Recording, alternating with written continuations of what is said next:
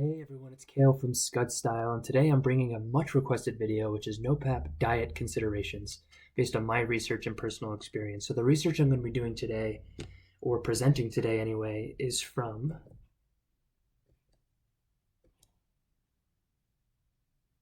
The Practice of Brahmacharya by Sri Swami Sivananda. So I'm going to be reading from the section called The Role of Diet in Sexual Control.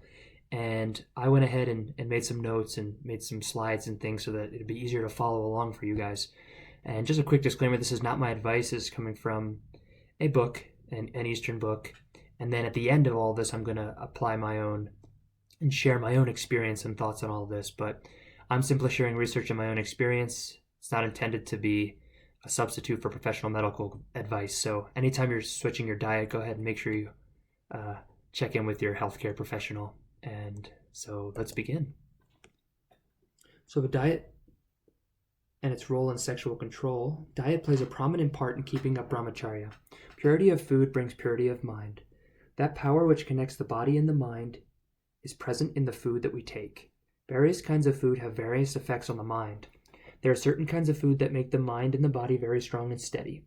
So it is absolutely essential that we should take pure and sattvic food. Food is a very close connection with brahmacharya. If proper attention is given to the purity of the food we take, brahmacharya becomes quite easy. The influence of foodstuffs on the brain cells, emotion, and passion is remarkable. There are different compartments in the brain, and each food produces its own effect on each compartment and on the general system. A confection of sparrow produces an aphrodisiac effect. It directly stimulates the reproductive organs.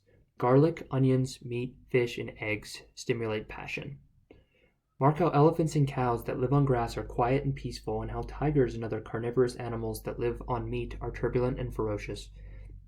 Instinct or the voice from within will guide you in the selection of articles of diet that are conducive to keeping up with brahmacharya. You can also consult some elderly and experienced persons.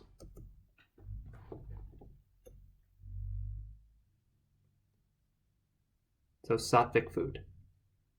Cheru, havas anam, milk, wheat, barley, bread, ghee, butter, dried ginger, green gam, potatoes, dates, plantains, curd, almonds, and fruits are all sattvic articles of food.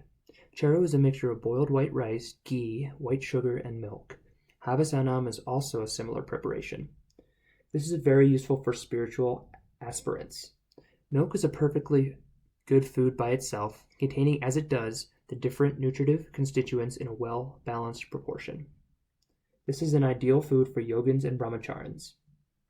Fruits are great energy producers. Bananas, grapes, sweet oranges, apples, pomegranates, and mangoes are wholesome and nutritious. Dry fruits such as grapes, raisins, dates, and figs, sweet fresh fruits such as bananas, mangoes, sapotas, melons, limes, pineapples, apples, wood apples, and sweet pomegranates, sugar and sugar candy, honey, sago, arrowroot, milk, butter and ghee of cows, tender coconut water, coconut almonds, pistachio nuts, tur dal, ragi, barley, maize, wheat, rice of red paddy, whose bran is only partly removed, and rice of good smell or sweet taste. And all preparations from any of these grains and white pumpkin are sattvic articles for keeping up brahmacharya. And so then at this point, the next section he goes into the forbidden food. Highly seasoned dishes, hot curries, chutneys, chilies, meat, fish, eggs, tobacco, liquor, sour articles, oils of any kind, garlic, onion, bitter things, sour curd, stale food, acids, astringents, pungent stuffs, roasted things, overripe and unripe fruits, heavy vegetables, and salt are not at all beneficial. Onions and garlic are worse than meat. Salt is the worst enemy. Too much salt excites passion. Even if you do not take salt separately, the system will derive the necessary quantity of salt from other foodstuffs. All foodstuffs contain salt. Giving up of salt helps you in controlling the tongue and thereby the mind, and of all other indriyas.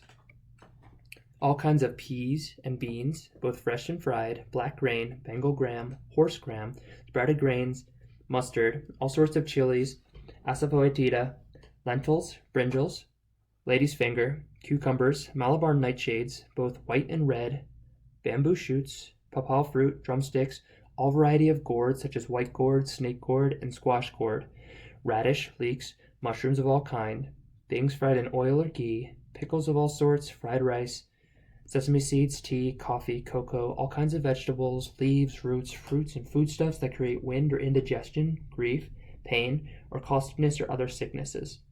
Pastry preparations, food that are dry and burning, foods that are bitter, sour, saline, overhot and pungent, tobacco in its preparations, foods and drinks containing liquor or narcotic drugs such as opium and bhang, food preparations which are stale or have become cold subsequent to their removal from the hearth, or which have lost their natural taste, smell, color, or form, or which are remnants after being eaten away by other persons, animals, birds, or insects, or which contain dust, hair, straw, or other rubbish, and milk of buffalo, goat, or sheep should be avoided as they are rajasic or tamastic by nature. Lemon juice, rock salt, ginger, and white pepper can all be used in moderation. And so this is quite an extensive list here that I just read from that section. And I'm going to provide my thoughts on all of these later in the presentation. But right now I'm just going to keep it moving for you all. All right, Mitahara or moderation in diets, the next section in this diet section. Mitahara is moderation in food.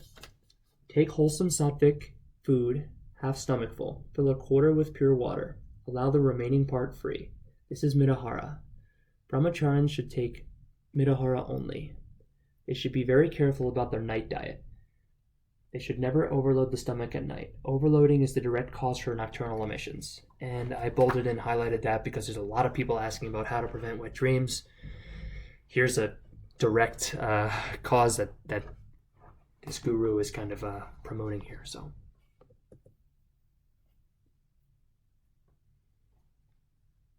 a glutton can never dream of becoming a brahmachari.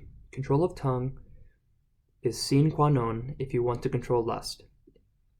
If you want to observe the vow of brahmacharya, the tongue must first be controlled. Then it will be easy to control the passion. There is an intimate connection between the tongue and the organ of generation. Tongue is an organ of knowledge. It is born of the sattvic portion of the water tamatra. The organ of generation is an organ of action. It is born of the rajasic portion of the water tamatra.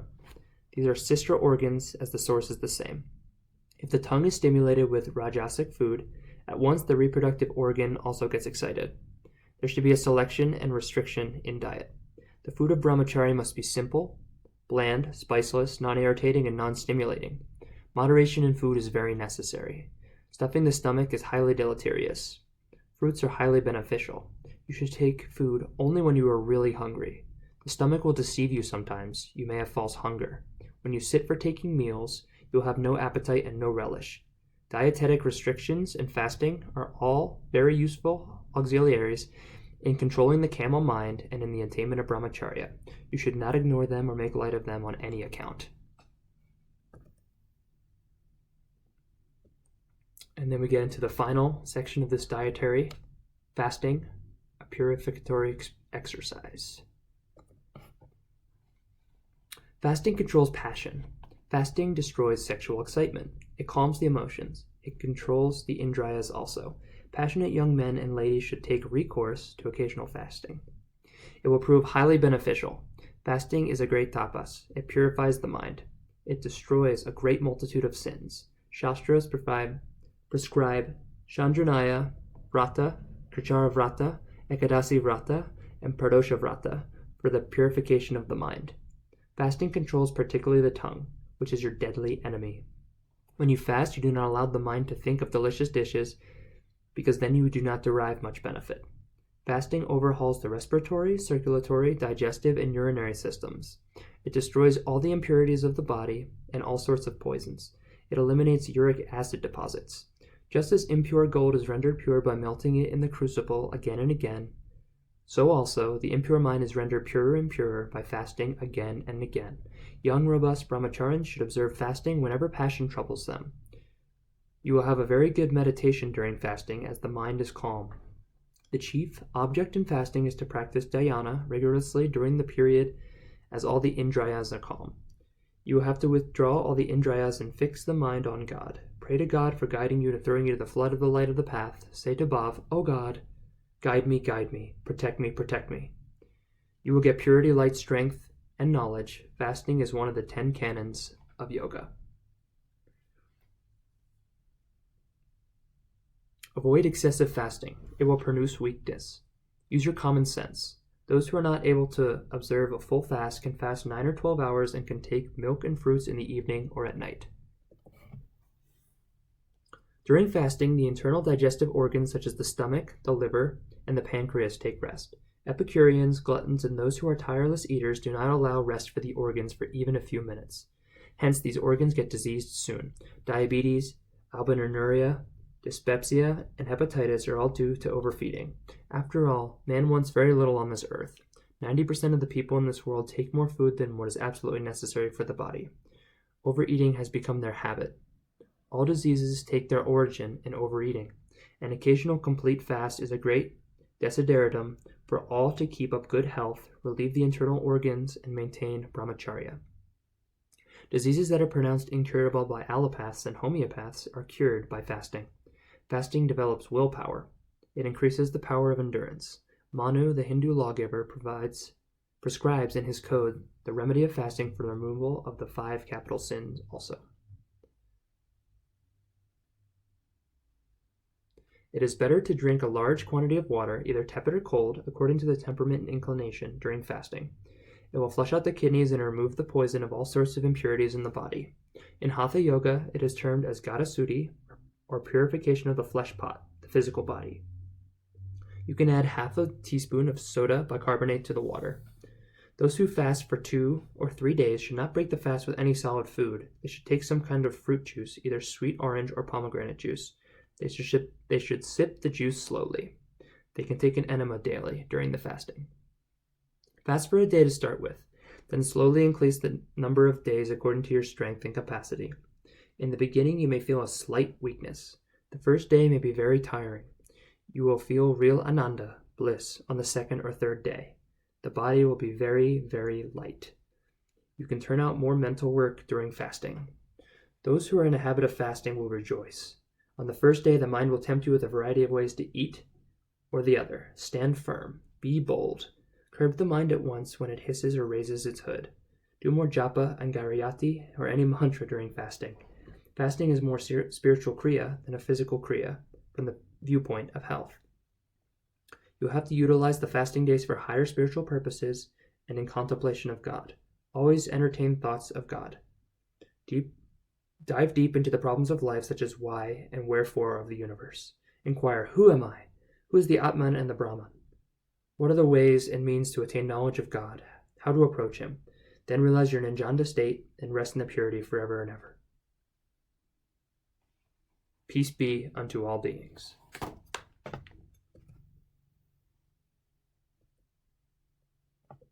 So that's the end of the section I'm going to be reading from that text there, and it was a lot, and there's a lot in there. So now I'm going to relay my personal NoFap diet experience and thoughts so that it can kind of be wrapped up and addressed in a more modern, balanced, holistic way, and we can kind of reflect on everything we just read and ingested, and I can explain how I apply these or different or similar things to my own NoFap diet and experience, which helps me to do well. So my modern perspective of balanced eating for NoFap. One thing I like to do is time dietary application for sticking points. So, for instance, there's a well-known study that on the 7th day of retention, or NoFap, 7 days after a previous ejaculation, that testosterone spikes to about 145% of baseline. And the study was done in China in 2003, I believe. And I have tested this anecdotally and find it to be the case. My sex drive is always higher on day 7, things like that. So something I've discovered using the past is when I know, based on my personal experience, that on day 7, I'm going to have a higher drive. Around that time on day 6 or on day 7, I use fasting or maybe less excitative foods or bland foods when urges are high and motivation is low. And so you can either avoid foods by using fasting, which I find very effective, and you can avoid the super excitative foods. Like for me, the ones I've super found to be very excitative and cause huge increases of energy and sexual energy and urges and things would be things like ribeye steaks, garlic, eggs, salt. I have noticed all those types of things, and they all seem to align with what I just read, but I figured this out on my own. But everyone has their own foods that kind of excite. Also, eating super large meals. Anytime I would eat at a buffet, afterwards, once you kind of get out of that food coma, you end up with a rather large amount of energy. So using fasting and bland foods when urges are high, or avoiding and limiting foods that you know to trigger those urges, timing those with your own personal anecdotal experience of when you know the most difficult times are you can be very helpful. I personally avoid eating overly large meals, especially at night. If I'm having difficulty, or if I used to have difficulty, I found that really helped. Large meals, and then there was the overly large meals, especially at night, being linked to wet dreams or nightfalls, as was actually also expressed in this text, and I'm going to do another video on that hopefully very soon. I avoid multivitamins. Right now I'm avoiding pretty much all multivitamins, but I avoid multivitamins especially with megadoses, and especially with megadoses with minerals like zinc and selenium, which are minerals used to replenish, and they're very good for sexual health. But what I've noticed is that when I take in a lot of those, or when I take them in vitamin form in a very concentrated dose, I find that it really overexcites and kind of throws my body out of whack, honestly.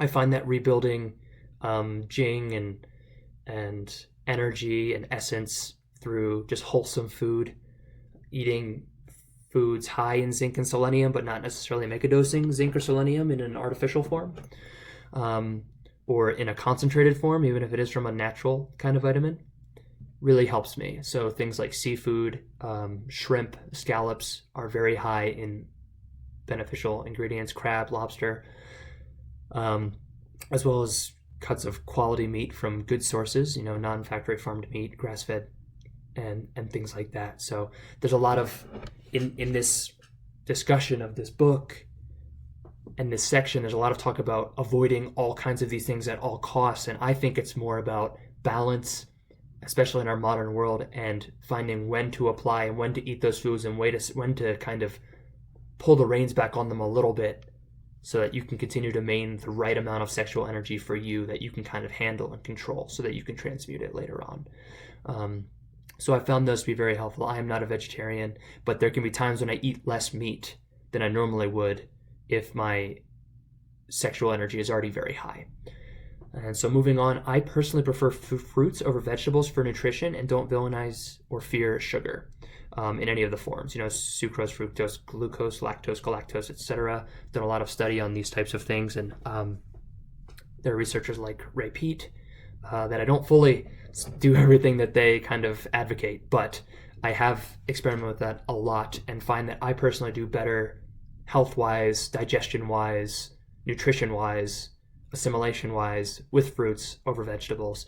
And that also kind of aligned with what was going on in this book, and I've been doing that for far longer than I even came across that book. But so it's just where anecdote meets some kind of source here. And yeah, so that's just kind of in vegetables, there's a lot of also anti-nutrients and things that we have to cook out. There's goitrogens, other kind of things. And so mega juicing of vegetables, or eating a lot of raw vegetables, or all kinds of these things can also develop a lot of really harmful and really difficult to digest, can wreak havoc on digestion, things like that. So be aware as you're eating vegetables, or if you do, maybe consider cooking them. Do whatever works for you. But for me, when I have vegetables, I make sure they're thoroughly cooked, except for things like carrots. I like to eat carrots raw, but everything else I want to make sure that it's pretty thoroughly cooked. So I don't do a lot of green salads. And yeah, so that's my little thing on fruits over vegetables. That's what I've noticed for myself. And I fast fairly often for varied lengths of time. But when I do, I never drink just straight water. I find that is almost a guaranteed recipe for headaches, irritability, exhaustion, weakness, lightheadedness. So I usually use Himalayan pink salt in my water to taste, keep those electrolytes kind of in there, keep the salts. Sometimes I throw a little bit of potassium chloride in there as well to balance that out. Sometimes I do a little bit of Epsom salt. This is just what I do for a little bit of magnesium, or a little bit of baking soda, which is also mentioned. Soda bicarbonate is baking soda, and that was also mentioned in the book. So finding a saltwater blend is, it's a saline solution that just keeps the body it prevents the pure distilled water from flushing out electrolytes from your system, and then you have to go to the bathroom all the time, and then you feel weak and cold, your extremities feel cold and all this kind of things. When I'm fasting, if I'm fasting and not doing a dry fast on no intake of any liquid, I'm doing it on salt water. And so that's what I personally do. And then I listen to my body, and when sexual energy, testosterone, etc. is too high, I fast and avoid those trigger foods for me that cause a huge surge in sexual energy, like red meat, garlic, eggs, salt, etc. And when it's low and I'm feeling a little bit flat and I'm feeling like I could use a little more sexual energy, a little more drive, a little more energy to transmute and create with, I eat a little bit more of those things. So it's about balance and about kind of listening to your body and what you need right now, and not, for me, a generalist cure-all type of diet that these foods are inherently always good and these foods are inherently always bad. So especially in a modern eating scheme, for me, it's kind of like I don't want to overeat. I fast when I can to clear out my body, repair, and heal. And then I'm eating nutritious whole foods and not using a ton of vitamins or anything like that, and make sure I'm getting quality sources of whole foods with varied nutrition and nutritive profiles to get all my nutrition in. So that's my own personal input based on what we've been reading and my own personal style, Scott style here. So thank you so much for watching this. If you found this helpful, please like, share, subscribe, any of the above or all of the above. I really appreciate it. If you're looking for videos like this, or you have other kind of inputs or suggestions, please feel free to take a shot, comment on my channel, interact. I really hope these things are helpful, and I want to continue to keep making them. So if you do enjoy them, please share the love and let me know that you enjoy them by liking, sharing, and subscribing, and so I can continue to do it for everyone. Thank you so much. Have a fantastic day.